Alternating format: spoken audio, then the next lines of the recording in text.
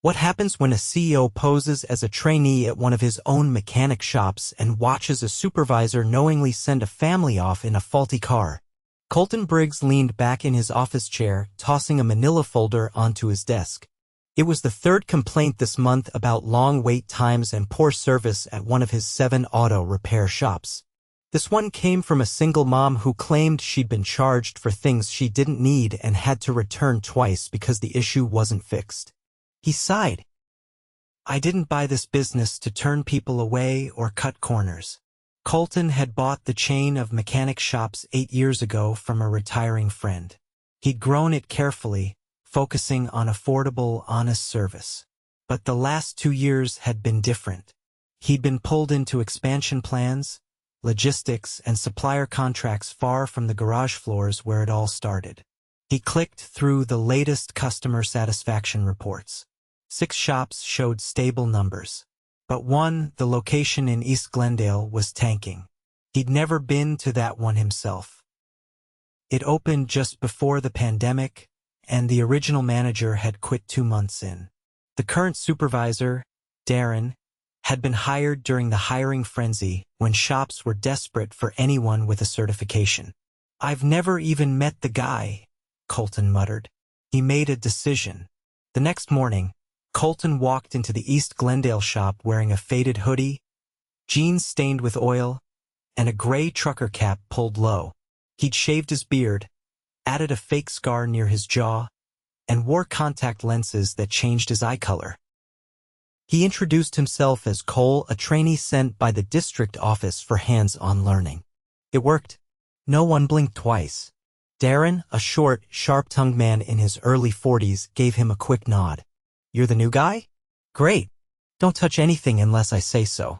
And don't talk to customers unless you want to screw up and get us sued." Colton played along, nodding. He noticed right away how thin the staff was: only 3 mechanics and 1 girl working the front desk. He asked another mechanic, a tall, quiet guy named Luis, why. "2 guys quit last month," Luis said, not looking up from the tire he was rotating. Said Darren kept cutting their hours. Said it wasn't worth it. Colton raised an eyebrow. "They just walked out?" Luis shrugged. "Kinda. One gave notice. The other just never came back. The shop was packed, 7 cars lined up outside, more coming in every hour. Colton helped move tires, clean up spills, and watched everything. Luis worked hard, barely stopping for water. Another mechanic, a young woman named Farah, was quick on diagnostics and double-checked everything before giving the okay. But Darren barely left the office. Around noon, a woman came in with her 2 kids. She looked tired. "My car's making this weird grinding noise," she told Farah.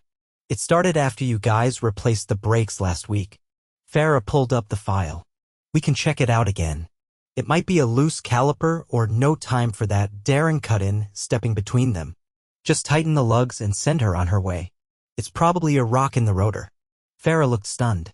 "But we should—" "I said it's fine," Darren snapped, loud enough for the waiting room to hear. "She's been here before. It's not our fault if she runs over a curb." Colton watched Farah's jaw clench.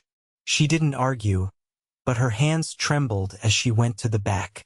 Colton stepped close to her. "You okay?" "She's got kids," Farah said under her breath. "If those brakes fail again, I'll check it myself," Colton said quietly. "You start on the next car." He found the woman's car in the bay and opened the hood. He checked the brakes, steering, and undercarriage. What he found made his blood run cold. The caliper bolts were barely hanging on. One was missing. He walked into the office. "Darren," he said calmly, "that car's not safe." Darren looked up, annoyed. "You're a trainee. Don't tell me what's safe. She's got 2 kids in that back seat." Darren rolled his eyes. "Then she should have gone to a real shop." "We're slammed, Cole. We don't have time to baby every idiot who thinks a noise means the world's ending." Colton stared at him.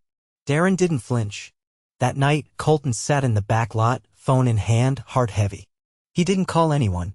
He just sat, listening to the buzz of a failing light overhead, wondering how far things had slipped under his nose.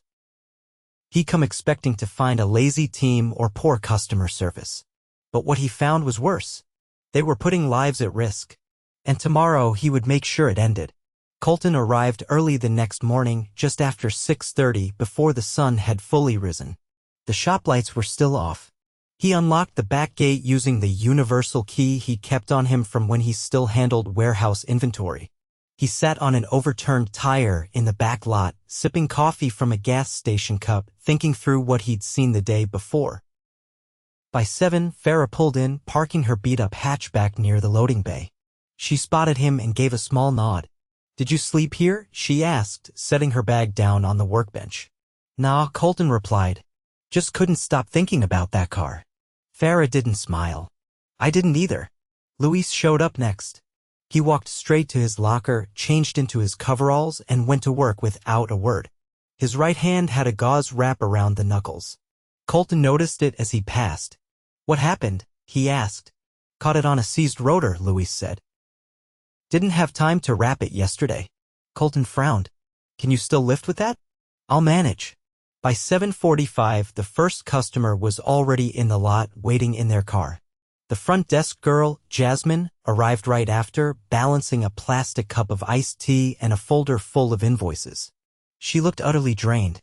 "I stayed 2 hours late closing out yesterday's sheets," she said, barely registering Colton's presence. "Darren never submitted the tire order to HQ, so I had to call 3 suppliers." "Why didn't he do it himself?" Colton asked.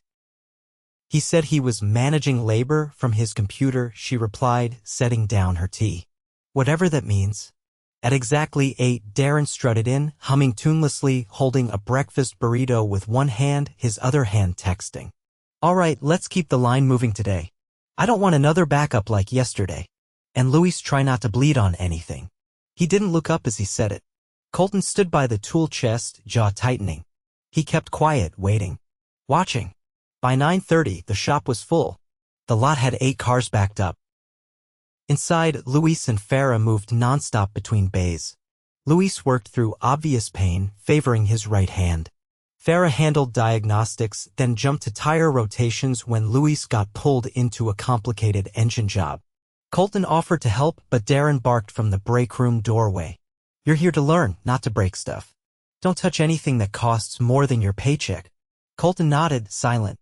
He spent the morning cleaning up behind the others, organizing tools, and helping Jasmine run parts between the front and back. At 10:15, a man in his late 50s walked in with a slight limp. He wore a polo with a faded contractor logo and carried a folder of maintenance records. Jasmine greeted him. "I've got an appointment for an oil change and to check the steering. My truck's pulling left when I brake." Jasmine found the booking and nodded. "Farah will take a look. Might be a caliper issue." Darren stepped out of his office. "That truck's a fleet vehicle, right?" "Yeah, part of our company's work trucks." Darren snorted. "Then we'll just rotate the tires and call it a day." "They won't know the difference." The man looked confused. "If it's a steering issue, you want us to fix it or make it worse?" Darren interrupted. "Because we're not rebuilding your truck for free. You're covered for basic service only." Farah stepped forward. "But if it's pulling left, I already gave the answer," Darren snapped. "If you want to play detective, do it on your own time." The man hesitated, then handed over the keys, clearly uncomfortable. Colton followed Farah to the truck. "You think it's more than tire wear?" he asked. She nodded. "Brake calipers probably frozen on one side. Could be dangerous if it's left too long. Are you going to flag it?" She hesitated, then opened the hood anyway. Colton stood beside her, helping lift the front end and remove the wheels. Sure enough, the driver's side caliper was stuck. The pads had worn unevenly and the rotor showed signs of heat damage. "You going to report it?" he asked quietly. "I'll write it on the sheet," she said. "But Darren won't log it. Then we'll fix it anyway." "That's not how the shop works." Colton lowered his voice. "It is today." They finished the job properly, replacing the worn parts with emergency stock from the back. Farah didn't say a word, but she didn't stop him either. When the customer returned and asked how it went, Darren answered first. "Just a routine tire rotation. Nothing major." Colton stepped forward. "Actually, the caliper was frozen. We replaced it. That truck was pulling because one side wasn't braking properly." Darren turned, face reddening. "Cole, mind your roll." The customer's eyes widened. "That's serious." I drive that thing every day. I'm glad you brought it in, Colton said. The man nodded slowly, then walked out clearly shaken. Back inside, Darren stormed into the shop floor. You don't get to speak to customers. Period, he barked. You're a trainee. You want to play hero? Do it somewhere else. Farah kept her head down. Luis didn't look up from the car he was under. Understood, Colton said, voice level. By noon, the heat in the shop was stifling. Farah's sleeves were rolled up, arms slick with sweat. Luis had ditched his gloves, fingers shaking slightly from strain. Colton brought over a Gatorade from the back fridge and handed it to him without a word. Luis took it, gave a short nod. A woman in her 20s brought in a compact sedan. Jasmine logged her in and passed the ticket to Darren. He read it, sighed dramatically, then looked toward the customer. Is this your car? She nodded. Because the last time we had one of these in here, the engine was shot. You better not be wasting our time. The woman blinked. I just need the AC looked at. It stopped blowing cold. You sure it's not because you don't know how the settings work? Colton froze. Farah stepped forward. I can take a look. Darren held up a hand. No. Let Luis do it. I don't want another 20 questions about refrigerant levels. The woman looked down, embarrassed. Luis grabbed the intake form and walked to the car. Colton waited until Darren stepped back into the office, then followed. He shut the door behind him. Do you talk to every woman like that? Darren looked up from his screen. Excuse me? You questioned if she knew how to use her car. You made a joke about her wasting time. That's not how we treat customers. You think I care how some kid feels? We're not a daycare. Colton stepped forward. You've been sending people out in unsafe vehicles. You've been disrespecting employees and customers. You've been avoiding actual work and blaming everyone else for the shop's failures. That ends now. Darren stood up, laughing under his breath. You think you've got authority here? You're a trainee. Colton reached into his back pocket, pulled out his wallet, and tossed his ID badge onto the desk. It landed face up. Darren stared at it. Colton didn't blink. I'm Colton Briggs. I own this chain. And as of the second you're done here. Darren's mouth opened, but no sound came out. Colton opened the office door, stepped into the shop, and called out. Everyone, listen up. Luis and Farah looked over from their bays. Jasmine peeked out from the front desk. I'm the owner of these shops. I've been here undercover to see how things are really running. No one said a word. Darren has been terminated, effective immediately. His behavior does not reflect the values of this company. Farah stood completely still, ratchet in hand. Luis slowly leaned back from beneath the car he was working on. Colton continued. Anyone who has felt unsafe, disrespected, or unheard, I want to hear from you. We're not doing business like this anymore. Not here. Not anywhere. He looked at Jasmine. I'll be taking over management here temporarily. You'll have support from HQ. You'll have additional staff by next week. Then he turned back to Farah and Luis. And you two, you've been keeping this place afloat. That's going to change. Starting today. No one cheered. No applause. Just stunned silence. But in that silence, Colton saw something shift. For the first time since he walked into that shop, people looked him in the eye. Colton sat alone in the break room as the shop buzzed beyond the door. The overhead fan ticked with every rotation, barely moving the air. He stared at the clipboard in front of him, a list of open repairs, parts requests, and labor logs from the past 6 weeks. The numbers were worse than he expected. Scheduled maintenance was being pushed off. Warranty claims hadn't been filed. Customers had returned multiple times for the same unresolved problems. He rubbed the bridge of his nose. Farah stepped in quietly, wiping her hands on a rag. Luis says the Altima's rear bearings are done. He's asking if we should move it to tomorrow. Colton looked over the schedule. We've got too many carryovers already. I'll help him finish it. She hesitated, then sat across from him. You sure you want to get under a car today? You think I bought this place just to wear polo shirts and shake hands? Farah studied him for a second. You're not what I expected. That makes 2 of us. She gave a faint nod. Luis doesn't talk much, but he said thanks. For stepping in yesterday. I didn't step in for thanks, Colton said. I did it because no one else was watching. She ran her fingers along the edge of the table. You know, it wasn't always this bad. First few months after I got hired, things were decent. Long hours, sure, but people helped each other. Then we got behind and Darren started cutting corners. After that, it just stayed that way. Why didn't you report him to district? I don't think anyone thought it would matter. Colton stood. It does now. He walked back into the shop and joined Luis under the Altima. The bearing housing was rusted tight. They had to heat the assembly and tap it loose a millimeter at a time. Neither spoke much. After nearly 30 minutes, the part gave way with a sharp pop and rolled onto the mat. Luis exhaled, wiping his forehead with his sleeve. Thanks. Colton handed him the socket wrench. You've been doing too much of this alone. Luis tightened the new part and rechecked the bolts. I just didn't want to leave the customers worse off than they came. You didn't. But you shouldn't have had to carry that. They finished the job, logged the notes, and pulled the car out front. At the counter, Jasmine was sorting invoices in silence, her posture rigid. Colton approached. You okay? She glanced up. I've got 3 bounce payments and a customer who started yelling when I said we don't do free tire rotations unless they're under warranty. Colton nodded. Let me talk to them. She looked surprised. He stepped out front and found a man pacing near the lobby window, arms crossed tightly. Sir, Colton said, I'm the owner. Heard there was an issue.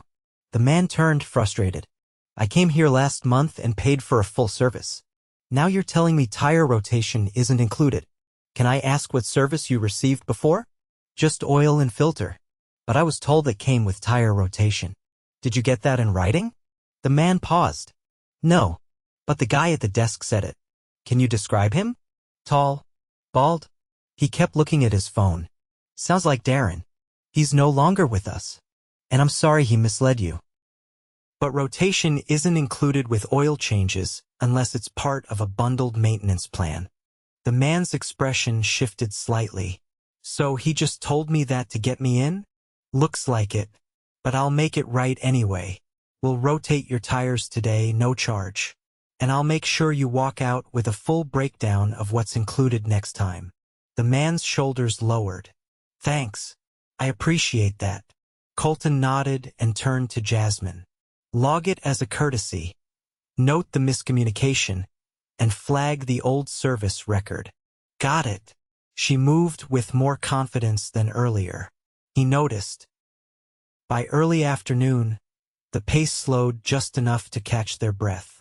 Farah and Luis sat on overturned crates near the entrance, splitting a granola bar. Colton joined them, holding a folder. I've got a temporary solution for the staffing issue, he said. 2 techs from the North Tucson shop are coming in next week. One's full-time, the other part-time. Farah raised an eyebrow. They okay with the drive? Company van and fuel card. They'll rotate weeks until we hire local replacements. Luis looked skeptical. That'll help, but we still need someone steady. I know. That's next. They sat in silence for a moment. Colton opened the folder. I also pulled your certifications. Both of you are overdue for ASE recertification. Darren never filed the training reimbursements. Farah blinked. I didn't even know we had reimbursements. You do, and I'll backdate both of yours. You'll get checks by next Friday. Luis glanced sideways. You're really doing this? I'm not here to patch holes and walk away. I'm here to rebuild. The door buzzed. Another car pulled in. Farah stood first. Guess break's over. She walked off. Luis followed a few seconds later. Colton stayed a moment longer, watching the car roll forward. Later in the day, a woman arrived with a toddler on her hip and a stroller in her hand. Colton greeted her at the door. I've got a weird vibration when I go over 40, she said. It started this morning. Let's take a look. She handed over the keys. Inside, Jasmine pulled up the vehicle history. No recent visits. Colton brought the car around to Farah, who ran a quick inspection. Tires are uneven, front ends misaligned. Could be a bad control arm. Can we get it done today? She checked the parts inventory. We've got one in stock. Colton leaned in. Take the lead on this one. I'll assist. Farah nodded and rolled up her sleeves. They worked side by side, removing the damaged arm and aligning the front end. The job took just under an hour. When they brought the car around, the woman looked relieved. Thank you. I'm driving to Phoenix tonight. Farah handed her the keys. You're good to go now. Just avoid high speeds until the tires are rebalanced next week. The woman smiled. You've got a solid team here. Colton met her gaze. They're the reason this place is still standing. As the sun dipped lower, the shop began to clear. Luis closed out the last repair order while Jasmine counted the cash drawer. Farah swept the bay, moving slowly after the long day. Colton pulled her aside. I want you to start shadowing the service manager role. Not just repairs. Front desk, scheduling, parts orders. She stared at him. You serious? You've got the instincts. And you don't quit when things get hard. She hesitated. What about Luis? He's been here longer. He'll get a different track technical lead. You'll work together. She nodded slowly. Okay. I'll try. You won't try. You'll do. They locked up just past 6, the last light fading. Colton stood at the bay door, watching his team walk to their cars. No fanfare. No speeches. Just quiet progress. He turned toward the empty office. There was still a mountain of work ahead, hiring, training, rebuilding trust with customers. But today, for the first time in months, the shop had held together.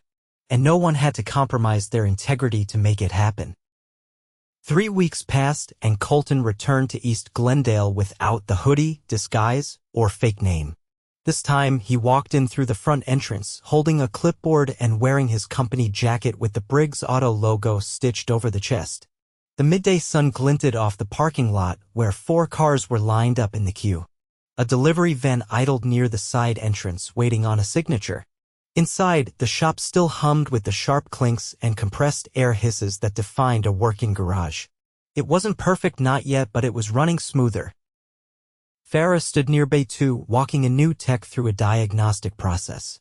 She'd taken to the service management role with a quiet intensity, and Colton had watched her grow into it without needing the spotlight. She didn't bark orders or pretend to know everything. She asked questions, clarified procedures, and took time to explain things properly. Jasmine was still at the front desk, but the tension in her body had faded. She greeted Colton with a nod, then handed him a stack of forms. Parts inventory for the week. I flagged a few items we're cycling through faster than expected, she said, flipping to the second page. Also, that vendor you asked me to review? Their markups are creeping. I got a quote from a local supplier that's cleaner. Colton took the papers. Let's switch. If they're not competitive, they're out. Already drafted the new order. Just waiting on your go. Approved. Good work. He moved through the shop slowly, checking in with each tech. Luis was finishing up a suspension job on a work van, methodical as ever. His bandaged hand had healed, though he still favored his left when lifting heavier parts. When Colton crouched beside him, Luis spoke without looking up. That Silverado from this morning? Control arms were fine. Just a warped rotor. Swapped it, test drove it, no more shake. Colton nodded. You happy with the new guy? Luis finally looked over. He listens. Doesn't cut corners. That's enough for now. In Bay 5, one of the new hires, Manny, from North Tucson, was under the hood of a late-model sedan. He'd been skeptical about the temporary transfer at first, but Colton had backed it with travel stipends and housing, and more importantly, he'd asked Manny directly what he needed to succeed. Now, Manny was laughing quietly with another tech as they debated torque specs. Colton stepped into the small side office where Farah had set up her desk. It wasn't much, just a metal cabinet, a dry erase board, and a laptop, but it was organized. Service records were filed, parts logs updated, and ASE recertification materials were neatly stacked in the corner. She walked in behind him, wiping grease from her palms with a rag. I know you said you'd review the schedule next week, but I adjusted it for the Saturday shifts. The Tucson guys are alternating weekends now. He looked it over. That works. You think we're ready to start interviewing locals? Yeah. I've had 3 applicants call in this week. One's a tech who just moved from Mesa. Certified. 2 years at a dealership, wants something smaller. Bring him in for a working interview. And if he seems solid, don't wait on me. She exhaled and crossed her arms. I can do that. You've already been doing that. They stepped back into the shop. The air was warm, but the tension that had once filled the space had broken apart. The machines still groaned. Fluid still leaked. Parts still seized, but the people had changed. Or maybe Colton thought they'd just finally been given the space to do things right. Outside, a woman in slacks and a blazer stood by her car, talking to Jasmine. Colton recognized her district health inspector. She was scheduled for an unannounced evaluation sometime this month. After a few minutes, she walked up to Colton with a clipboard. Mr. Briggs, that's me. Your team passed. Clean workspaces, clearly posted safety protocols, accurate fluid disposal logs. I've been to 3 service centers this week. Yours is the only one that didn't need a warning. Colton offered a handshake. Appreciate that. Keep it up. The difference shows. As she left, Farah came up beside him. You'd think a shop like this wouldn't stand out for following the rules. That's the problem, he said. It should be the standard. They stood quietly for a moment, watching the next customer pull in. A teenage boy climbed out of a small coupe holding a repair ticket from another shop. He looked nervous, like he wasn't sure if he'd be taken seriously. Farah approached first. You here for the second opinion? He nodded. The other place said it was the transmission. But I just had it replaced last year. Let's take a look. We'll go over everything with you before we touch anything, okay? Yeah. Thanks. Colton watched as she waved Manny over to assist. She didn't rush.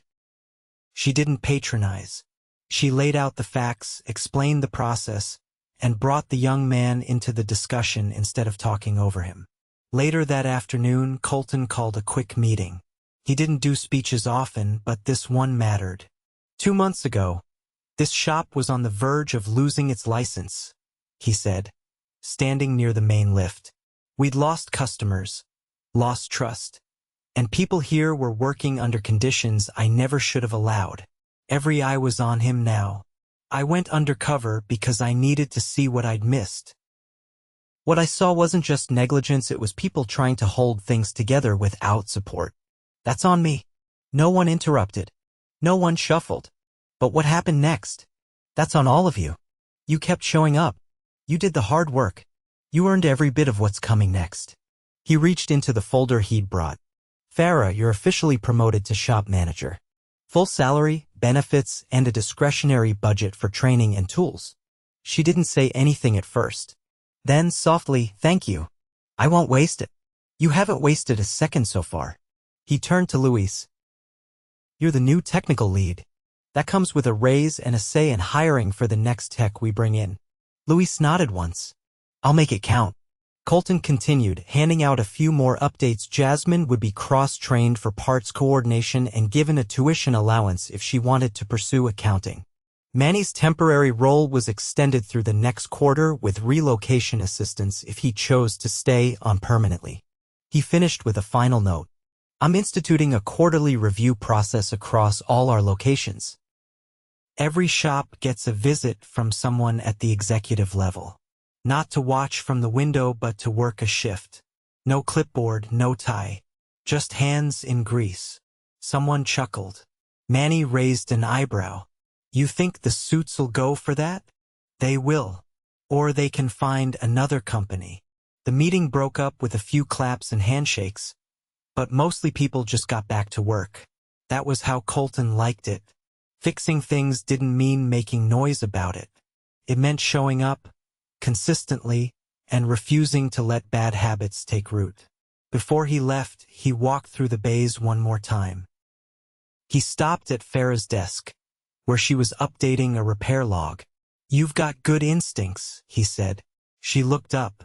You've got a lot of shops. Why'd you stay here so long? Because this one reminded me why I started in the first place. She leaned back in her chair. You sticking around longer? I'll be back, but I've got another shop in Mesa with a few odd numbers in their logbooks. She raised an eyebrow. You going undercover again? Colton smiled faintly. Let's just say I'm not done getting my hands dirty. He stepped out into the fading light, the hum of the garage still in his ears. The air smelled of rubber and coolant, but it didn't choke like before. It was part of the rhythm now, real work done right by people who gave a damn. And this time he wouldn't wait for a complaint to make sure that stayed true.